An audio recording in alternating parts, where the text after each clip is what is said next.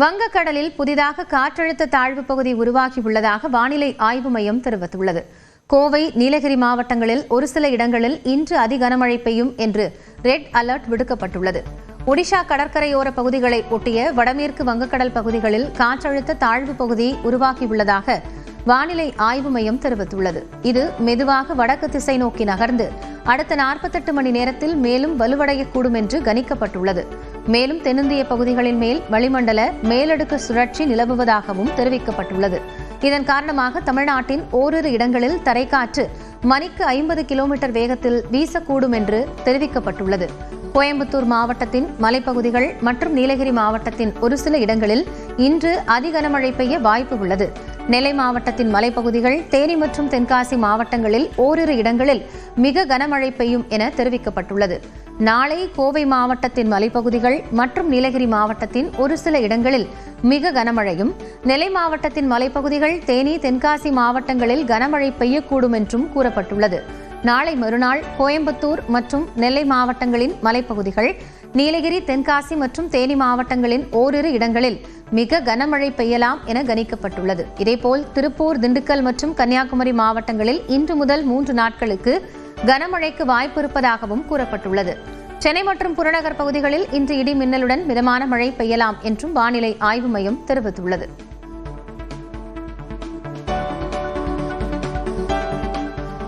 திருப்பூர் மாவட்டம் தாராபுரம் அமராவதி ஆற்றில் முதலைகள் நடமாட்டம் இருப்பதால் ஆற்றில் இறங்கவோ துணி துவைக்கவோ செல்ல வேண்டாம் என எச்சரிக்கை விடுக்கப்பட்டுள்ளது. தாராபுரத்தில் சீத்தக்காடு, மணலூர், தாளக்கரை உள்ளிட்ட பகுதிகளில் அமராவதி ஆற்றில் முதலைகள் நடமாட்டம் இருப்பதாக பொதுமக்கள் அச்சம் தெரிவித்துள்ளனர். இந்நிலையில் தாராபுரம் நகராட்சி பூங்கா பின்புறம் உள்ள அமராவதி தடுப்பணையில் 12 அடி மற்றும் 13 அடி நீளமுள்ள 2 முதலைகள் தென்பட்டன. இதுகுறித்து நகராட்சி அதிகாரிகளுக்கு தகவல் தெரிவிக்கப்பட்டுள்ளது. சம்பவ இடத்திற்கு வந்து முதலைகள் நடமாட்டத்தை உறுதி செய்த அதிகாரிகள் அமராவதி ஆற்றில் இறங்கவோ துணி துவைக்கவோ பொதுமக்கள் செல்ல வேண்டாம் என்று அறிவுறுத்தினர். மேலும் இது தொடர்பாக எச்சரிக்கை பலகையும் வைக்கப்பட்டுள்ளது.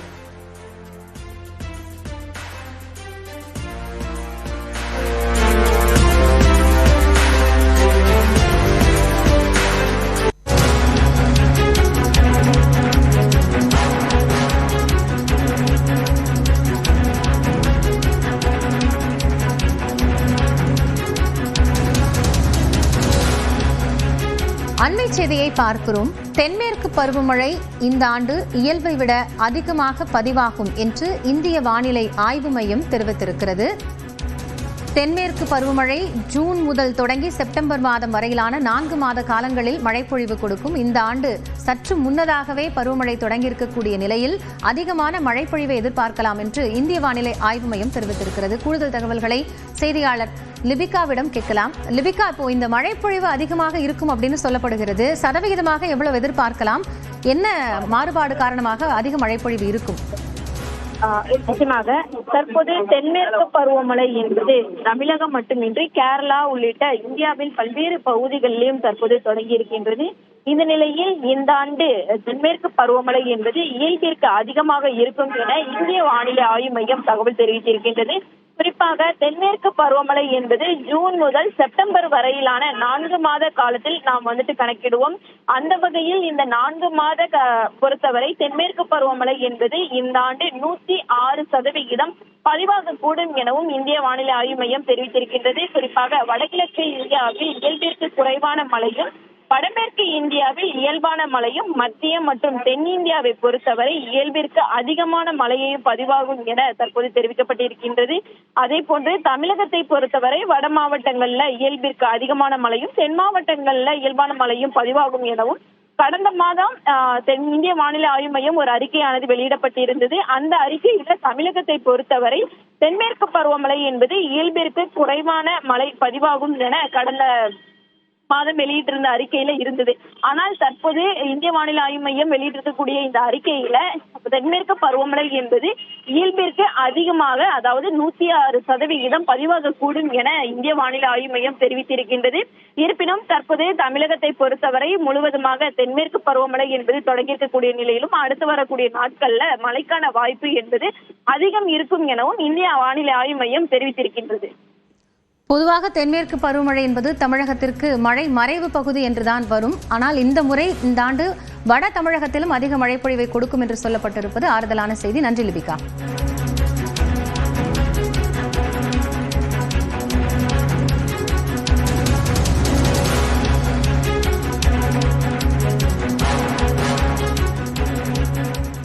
திருப்பூரில் நொய்யல் ஆற்றில் வெள்ளம் காரணமாக தரைப்பாலம் நீரில் மூழ்கி போக்குவரத்து பாதிக்கப்பட்டுள்ளது. கோவை மாவட்டத்தில் பெய்து வரும் கனமழை காரணமாக நொய்யல் ஆற்றின் இரு கரைகளையும் தொட்டவாறு வெள்ளம் கரைபுரண்டு ஓடுகிறது. இதனால் அணைப்பாளையம் பகுதியில் உள்ள தரைப்பாலம் நீரில் மூழ்கி போக்குவரத்து துண்டிக்கப்பட்டுள்ளது. ஆண்டிப்பாளையம் பகுதியிலிருந்து கல்லூரி சாலை செல்ல 5 கிலோமீட்டர் தூரம் சுற்றிச் செல்ல வேண்டிய நிலை ஏற்பட்டுள்ளது.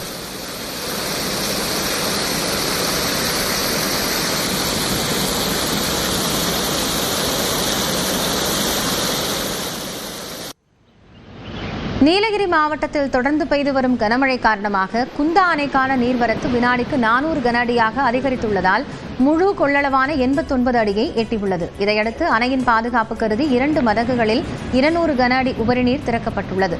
இதேபோல் அப்பர் பவானி, அவலாஞ்சி, பைக்காரா, எமரால்ட் உள்ளிட்ட அணைகளுக்கு வினாடிக்கு 300 கன அடி வீதம் தண்ணீர் வரத்து வந்து கொண்டிருக்கிறது. இதையடுத்து கரையோர மக்கள் பாதுகாப்பாக இருக்குமாறு மாவட்ட நிர்வாகம் அறிவுறுத்தியுள்ளது.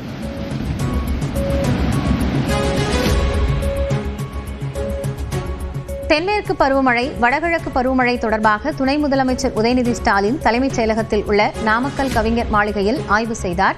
அவருடன் அமைச்சர்கள் KN நேரு, தலைமைச் செயலாளர் முருகானந்தம், வருவாய்த்துறை செயலர் அமுதா, சென்னை மாநகராட்சி ஆணையர் குமரகுருபரன் உள்ளிட்டோர் இருந்தனர்.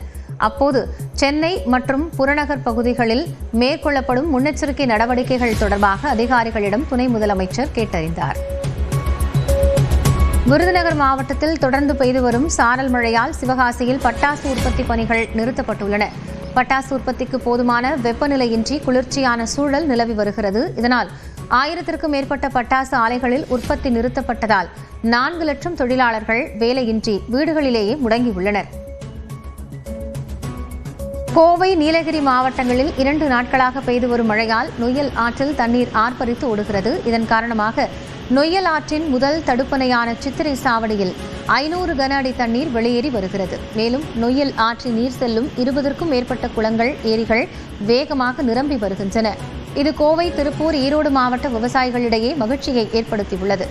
இந்நிலையில் நொய்யல் ஆற்றில் மக்கள் குளிப்பது, மீன்பிடிப்பது போன்ற செயல்களில் ஈடுபடுவதை தவிர்க்க காவல்துறையினர் ரோந்து பணியில் ஈடுபட்டுள்ளனர்.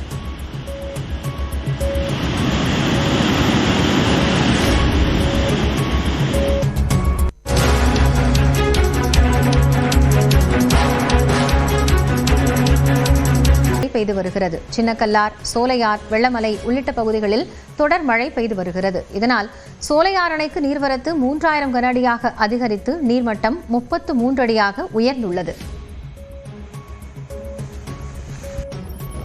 கொடைக்கானல் மலைப்பகுதியில் பலத்த காற்றுடன் கூடிய சாரல் மழை பெய்து வருகிறது. இதன் காரணமாக கோடை விழாவின் முக்கிய நிகழ்வான படகு அலங்கார போட்டி ஒத்திவைக்கப்பட்டுள்ளது. இன்று நடைபெற இருந்த போட்டி தேதி குறிப்பிடாமல் ஒத்திவைக்கப்படுவதாக சுற்றுலாத்துறை அறிவித்துள்ளது. மேலும் கடந்த 2 நாட்களாக படகு குழாம்களில் படகு இயக்காமல் இருந்த நிலையில் சுற்றுலா பயணிகளுக்கான துடுப்பு படகு மட்டுமே இயக்கப்படுகின்றன. கன்னியாகுமரி மாவட்டத்தில் மலைப்பகுதிகளில் பெய்து வரும் மழை காரணமாக கீரிப்பாறை, காளிகேசம், கோதையார் பகுதியில் அமைந்துள்ள இரட்டை அருவி உள்ளிட்ட பகுதிகளுக்கு சுற்றுலா பயணிகள் செல்ல தடை விதிக்கப்பட்டுள்ளது. திடீர் காட்டாற்று வெள்ளம் ஏற்பட வாய்ப்பு இருப்பதாகவும் மறு அறிவிப்பு வரும் வரை இந்த தடை தொடரும் என்றும் மாவட்ட வன அலுவலர் தெரிவித்துள்ளார்.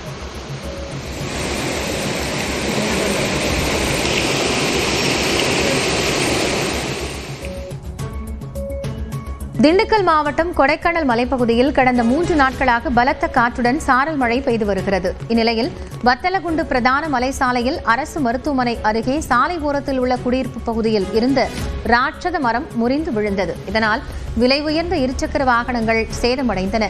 அதேபோல பாபு என்பவரது ஒரு தகர வீடும் சேதமடைந்தது. அப்போது வீட்டில் யாரும் இல்லாததால் நல்வாய்ப்பாக அசம்பாவிதம் தவிர்க்கப்பட்டது. மரம் இருந்துச்சு. அந்த மரம் திடீர்னு காத்துக்கு விழுந்துருச்சு. எங்கள் வீட்டில் உள்ள பிள்ளைங்களுக்கு சேதம் இல்லை, பொருட்கள் சேதம். 2 பைக்கு, வீடு, மதில் சவறு எல்லாமே கீழே விழுந்துச்சு. பைக் வந்து மண்ணுக்குள்ள பறந்துருச்சு.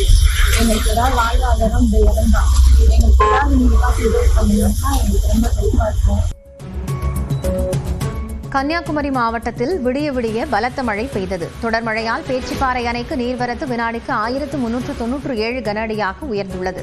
48 அடி கொண்ட அணையின் நீர்மட்டம் 38 அடியை நெருங்கியுள்ளது. இதேபோன்று 77 அடி கொள்ளளவு கொண்ட பெருஞ்சாணி அணையின் நீர்மட்டம் 42 அடியை தாண்டியது. அணைகள் வேகமாக நிரம்பி வருவதால் விவசாயிகள் மகிழ்ச்சி அடைந்துள்ளனர்.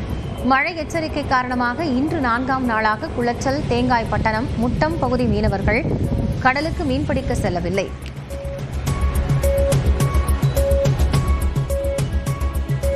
நீலகிரி மாவட்டத்தில் தொடர் கனமழையால் மலை காய்கறிகள் அறுவடை பணி முடங்கியுள்ளது. நாள்தோறும் உதகை நகராட்சி சந்தைக்கு கேரட், பீட்ரூட், முட்டைக்கோஸ், முள்ளங்கி உள்ளிட்ட மலை காய்கறிகள் 20 டன் அளவிற்கு கொண்டுவரப்படும் நிலையில் தற்போது 2 டன் அளவில் மட்டுமே காய்கறிகள் வருவதாகவும் மழை குறைந்தால் மட்டுமே வரத்து அதிகரிக்கும் என்றும் மண்டி உரிமையாளர்கள் தெரிவித்தனர். இங்கே சரக்கெல்லாம் ரொம்ப வரத்து கம்மியாக இருக்குது. டெய்லி 15 டன் 20 டன் வர காய்கறி 2 நாளாக அதிகமான மழைனால 2 டன் தான் வந்துட்டுருக்கு. இங்கே வியாபாரிங்களாம் அதிகமாக பாய்ச்சிருக்காங்க. போட்டாளுங்க அவங்களோட பொல வாழ்வாதாரம் ரொம்ப கெட்டு போய் கிடக்கு. இங்கே பொருளாதாரம்லாம் ரொம்ப முடங்குற மாதிரி கண்டிஷனில் இருக்குது. நீலகிரியில் 4வது நாளாக பெய்து வரும் கனமழையால் பல பகுதிகளில் மண்சரிவு ஏற்பட்டு சாலைகள் சேதமடைந்துள்ளன. உதகை கல்லட்டி மலைப்பாதையில் நேற்று பெய்த கனமழையால் பெரிய அளவிலான பாறைகள் உருண்டு விழுந்து சாலை சேதமடைந்த நிலையில் அந்த சாலையை சீரமைக்கும் பணி 2ஆம் நாளாக நீடித்து வருகிறது. உதகை கல்லட்டி மலைப்பாதை வழியாக கேரளா மற்றும் கர்நாடகா செல்லும் வாகனங்கள் மாற்று பாதையில் இயக்கப்பட்டு வருகின்றன.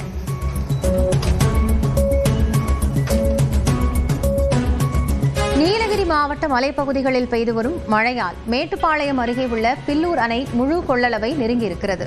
100 அடி உயரம் கொண்ட பில்லூர் அணையில் நீர்மட்டம் 96 அடியாக உள்ள நிலையில் அணைக்கு வரும் நீர் முழுவதும் பவானி ஆற்றில் திறந்துவிடப்படுகிறது. காலை நிலவரப்படி வினாடிக்கு 10,500 கன அடி நீர் வெளியேற்றப்பட்டது. இதனால் பவானி ஆற்றில் வெள்ளப்பெருக்கு ஏற்பட்டுள்ளதால் கரையோர மக்களுக்கு வெள்ள அபாய எச்சரிக்கை விடுக்கப்பட்டுள்ளது.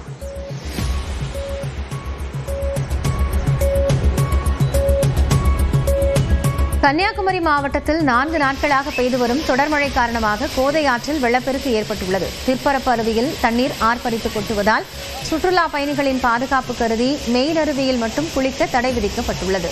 அந்த பகுதிக்கு சுற்றுலா பயணிகள் செல்லாமல் இருக்க தடுப்பு வேலிகள் அமைக்கப்பட்டுள்ளன.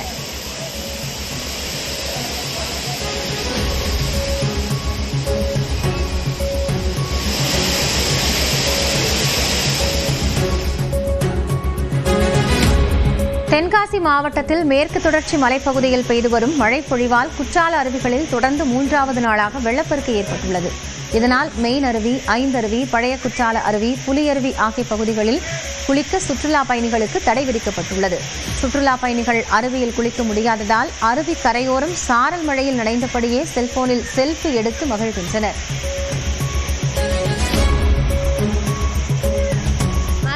இங்கே குளிக்கலான்னு ஆசையாக வந்தோம். ஆனால் இங்கே பார்த்தா குளிக்கவே விட மாட்டாங்க. நல்லா தண்ணி கொட்டுது, மழை வேற அடிச்சு ஊற்றுது. எந்த இடத்துலையும் குளிக்க விட மாட்டாங்க. அதனால ஏமாற்றமாக இருக்குது எல்லாருக்கும். கிளைமேட்லாம் அருமையாக இருக்குங்க. எல்லாரும் சூப்பராக என்ஜாய் பண்ணலாம். ஆனால் குளிக்க முடியாது, அவ்வளோதான். இந்த மழையிலேயே நனைஞ்சிட்டு போயிடலாம், அவ்வளோதான். குற்றாலம் பார்க்க ரொம்ப ஆசையாக இருந்ததுன்னு ஃபேமிலியாக வந்தோம். வெக்கேஷன் லீவுங்கிறதுனால பார்த்தா தண்ணி அதிகம் வர்றதுனால குளிக்க அலௌடு இல்லை. பட் பார்க்கவே நல்லா இருக்குது. சீசன் கிளைமேட் ரொம்ப நல்லா இருக்குது. ஆனால் குளிக்க முடியாதது எங்களுக்கு ஏமாற்றத்தை தருது. கிளைமேட் ரொம்ப சூப்பராக இருக்குது. சாரெல்லாம் நல்லா இருக்குது.